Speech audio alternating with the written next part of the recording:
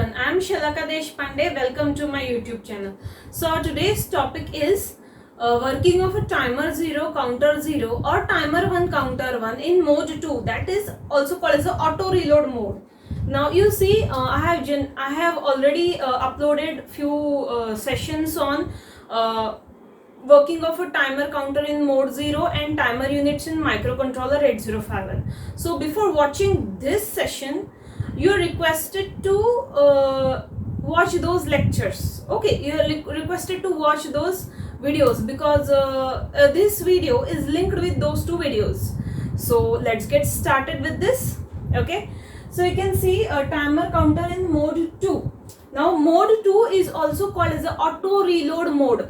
First we will see the working of a timer counter in the mode 2, that is the auto reload mode. Now exactly what happens is, as I have told in my previous lecture, C#T, when it is equal to 0, the timer or counter acts in the timer mode, and when C#T is equal to 1, it acts in the counter mode. Okay, now here we have configured it to act as a timer mode. You can see this switch is connected with C#T equal to 0. So timer counter 0 or timer counter 1 will be acting in the timer mode. Okay. Now next is this switch which is connected with a TR0, that is timer run control unit. Okay, it starts the timer and it stops the timer. TR1 is present in the TCON register of a timer. To start a timer or to stop a timer, we require TR0 and TR1 bits. Okay, clear? Now what exactly happens? Now you see in this mode 2, this timer counter 0 or timer counter 1 acts as a 8-bit timer, and those 8 bits are present in the TL0 and TL1. Means total timer lower byte TL0 or TL1 act as a 8-bit timer. Okay, clear? Now what happens during each machine cycle? This TL0 is incremented by 1. We will consider timer 0 for the explanation. During each machine cycle, this TL0 is incremented by 1 and it continues to get incremented as machine cycle proceeds. So a point reaches when it reaches the last value, which is FFH, and during the next machine cycle when it get incremented, overflow occurs.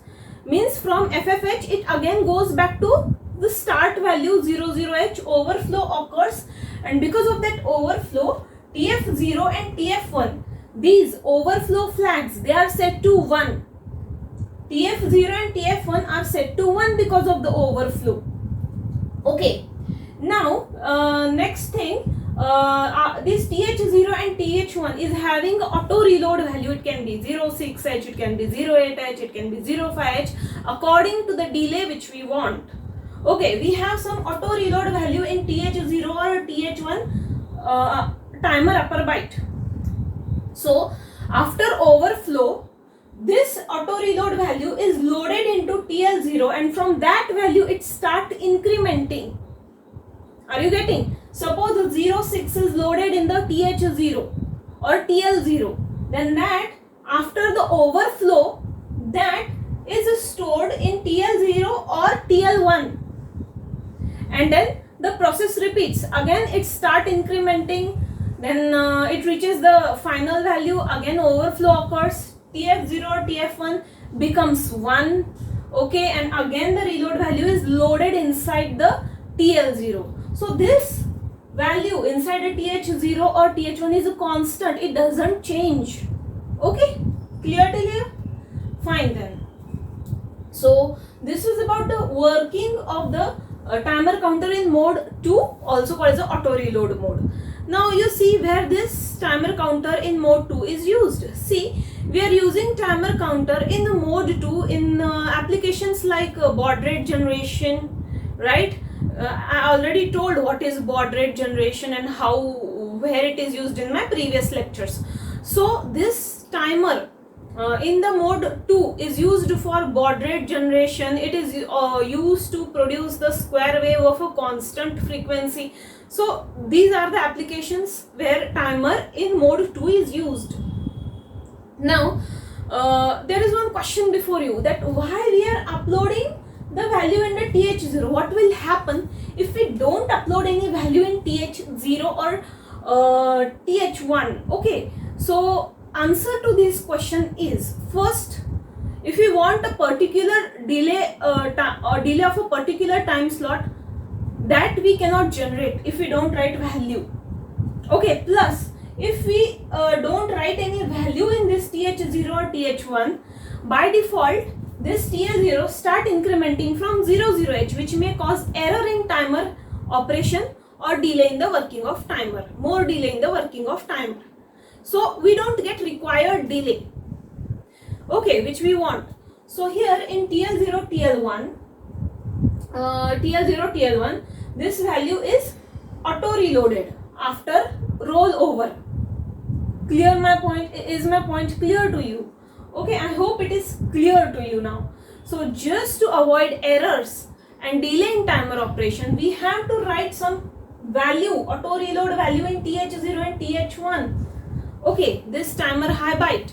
So that is basically the working and application of this timer in the mode 2. Now we will see example of a code where we are going to generate a 2 kilohertz waveform on port 1 .0 pin, that is the first pin of a port 1. Now we will see the program to generate a square wave, and you can also observe these square wave in your labs while doing practicals.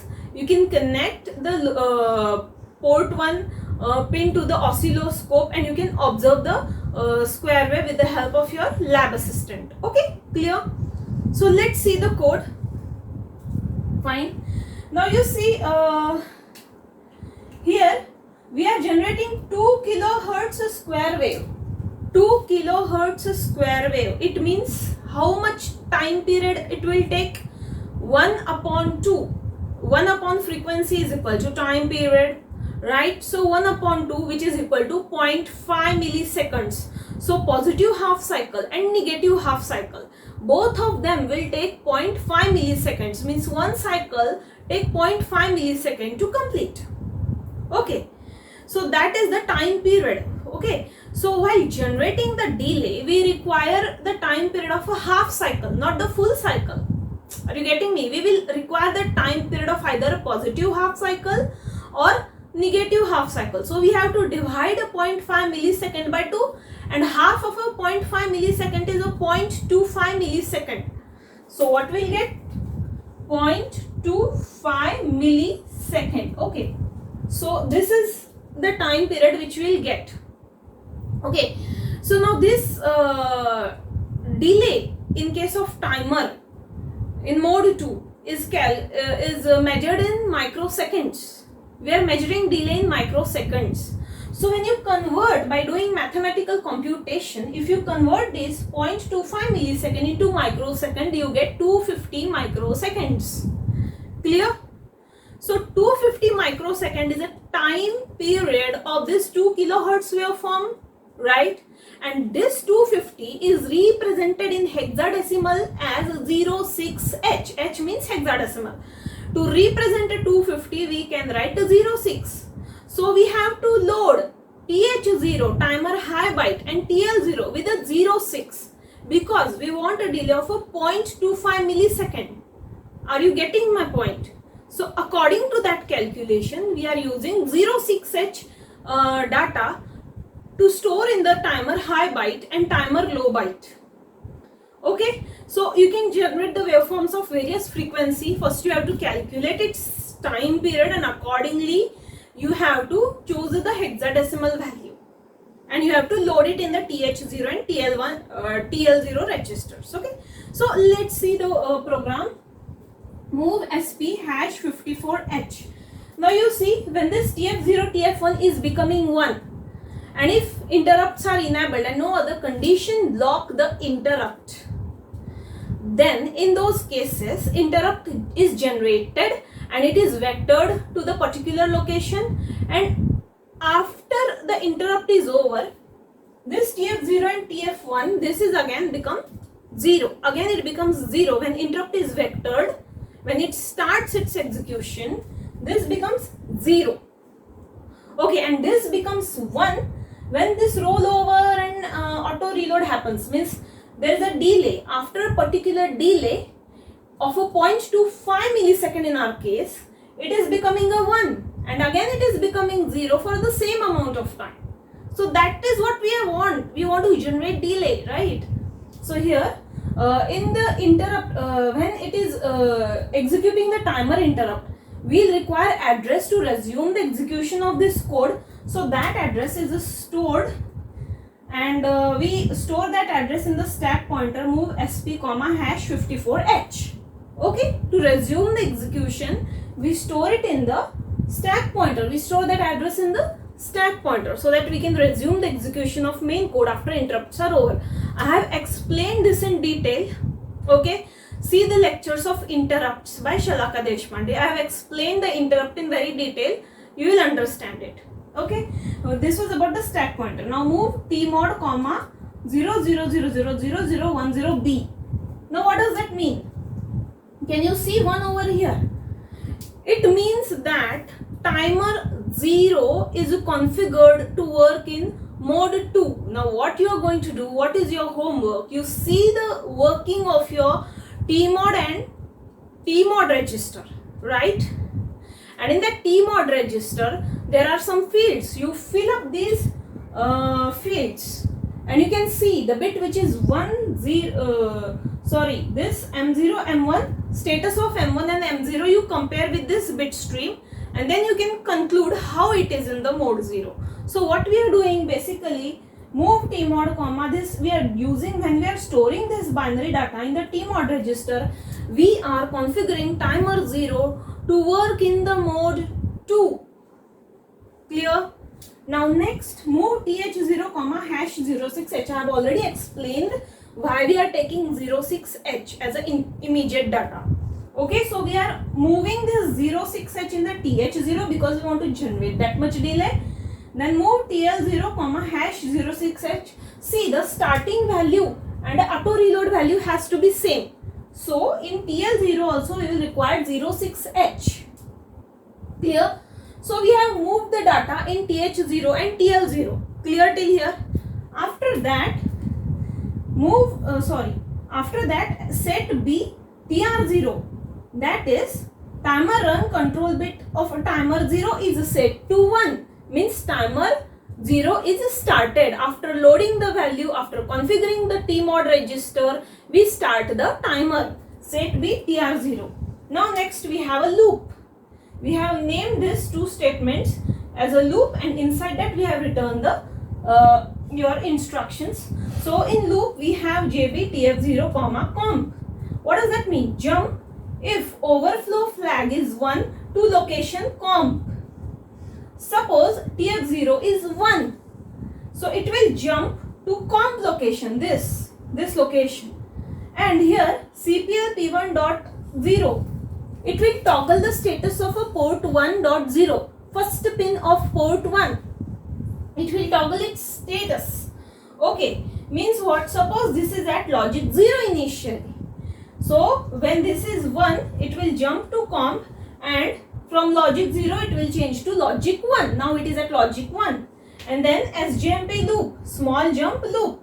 So again it will jump here. Okay, then again it will check the status TF0 comp. Suppose it is 1 again. This time also it is 1. Assume that it is 1 again. So again it will jump to comp, complement the status of a P1.0. Means initially it was logic 1. Now again it becomes a logic 0. So initially the logic levels of a port 1 pin, first pin of a port 1 is toggled. Means port 1 is at logic 1 for 0.25 millisecond, and it is logic 0 for next 0.25 millisecond, and so on. And these series of a positive and negative pulses constitute our square waveform of a constant frequency which we want to generate. Okay, now suppose this TF0 is 0. So it will not jump here. It will directly jump to loop. Means it will again jump to previous location. Okay, and again this TF0 status is checked. So the status of TF0 is checked till it becomes 1, and when it becomes 1 after 0.25 millisecond, we toggle the status of P1.0. So in this way we can generate the square waveform using the timer or counter in the mode 2, that is also called as the auto reload mode. If you have any doubts related with this lecture, you can ask me in the comment section below. Please like, share and subscribe my channel. Thank you for watching. Bye bye.